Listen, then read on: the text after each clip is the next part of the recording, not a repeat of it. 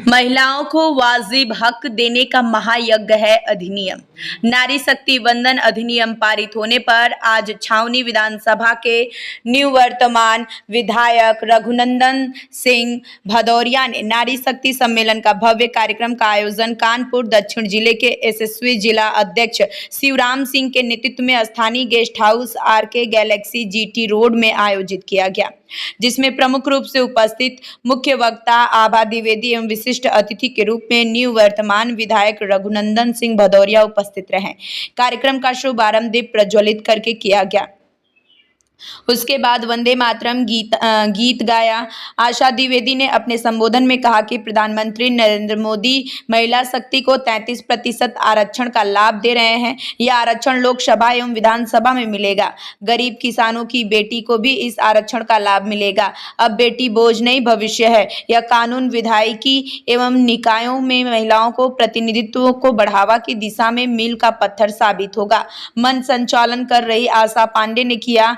वहीं पार्षद नीलम शुक्ला ने अपने संबोधन में कहा कि महिलाओं को 33% आरक्षण देकर भारत के यशस्वी प्रधानमंत्री ने एक सराहनीय कदम बढ़ाने का कार्य किया है। अन्य महिला वक्ताओं समता राजपूत, वीना सिंह, नीलम तिवारी आदि ने नरेंद्र मोदी के इस कानून के नियम की सराहना करते हुए कहा कि महिलाओं का सम्मान बढ़ेगा, देश तेजी से विकास के रास्ते पर आगे बढ़ेगा।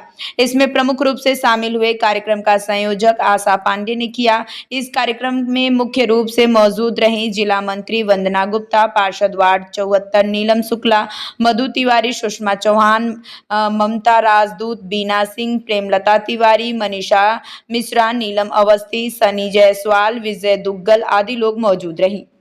और हम यहाँ इस कार्यक्रम में उपस्थित हैं और नारी शक्ति वंदन अधिनियम की हम चर्चा करने जा रहे हैं। हमारे बड़े भाई रघुनंदन भदौरिया जी ने आगाज किया इस कार्यक्रम का। हमारे जिला अध्यक्ष जी, जो कि अभी किसी अन्य कार्यक्रम होने के कारण इस कार्यक्रम की अध्यक्षता भी कर रहे थे, उन्हें जाना था इसलिए वो गए।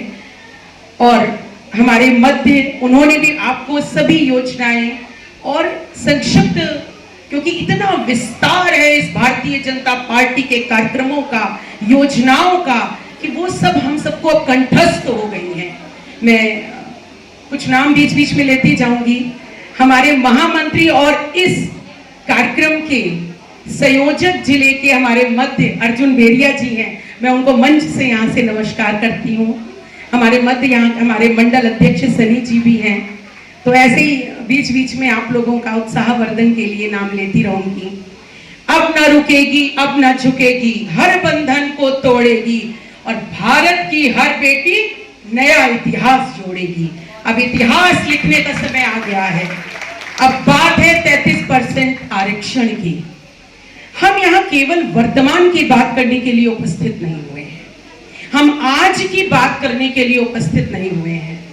आज इस कार्यक्रम का, इतनी मेहनत का, इस आयोजन का, यहाँ आप सभी के उपस्थित होने का सिर्फ उद्देश्य आज की बात करना नहीं है, यह उद्देश्य है भविष्य की बात करने। आज हम यहाँ उपस्थित हैं, लेकिन भविष्य एक दिन में नहीं बनता, भविष्य अचानक नहीं बनता। भविष्य बनता है इतिहास की सीख से और भविष्य बनता है वर्तमान से के सुझावों से। तो अब जब हम भविष्य की बात करते हैं तो जरा इतिहास, हम अतीत में जाते हैं। हम उस भारत की बात करते हैं जो इस आजादी के पहले का भारत था।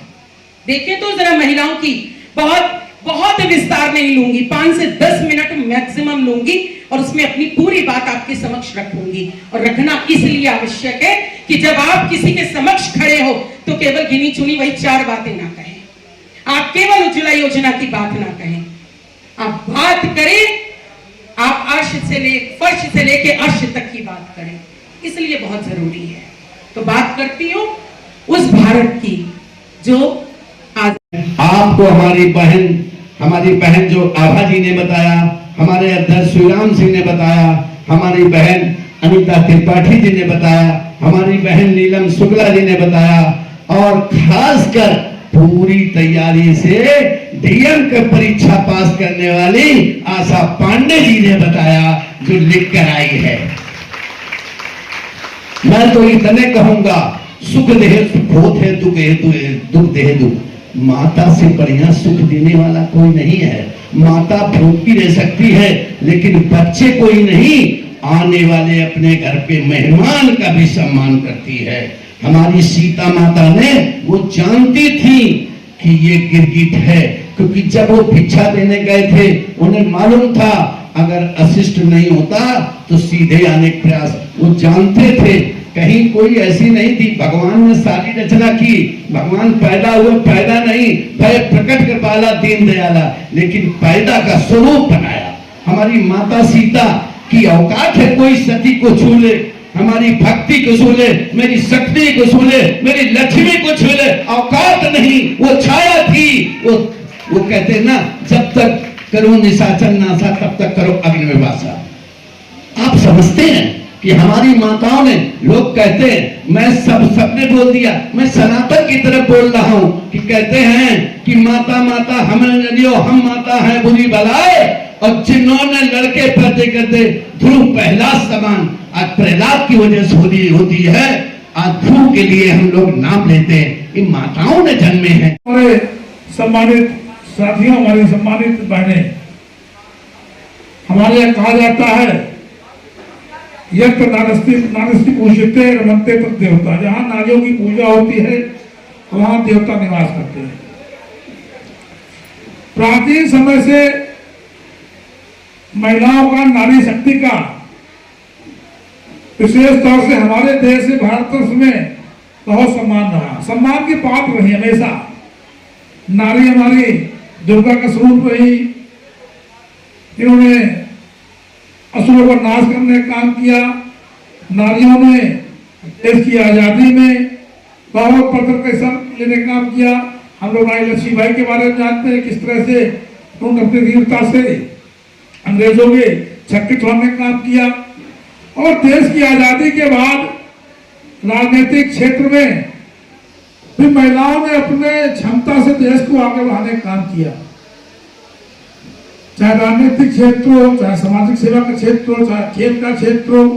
और अभी हम लोगों ने बहुत दिन नहीं बीते हैं जब देखा था किस तरह से पहलगाम पर आतंकवादियों ने हमला किया था और हमारी 14 बहनों का सिंदूर जोड़ने का काम किया था।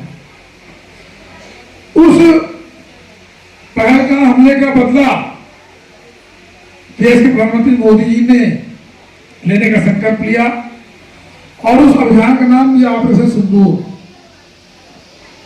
ऑपरेशन सिंदूर में जिसको कमान दी गई, जिसको नेतृत्व दिया गया, आप लोगों को मालूम होना चाहिए, वो भी देश की 2 बहनें थी। एक का नाम था सोफिया कुरैशी और दूसरे का नाम था देविका सिंह। उन दोनों बहनों ने पाकिस्तान में जाकर के पाकिस्तान को घुटने टेकने मजबूर करने का काम किया।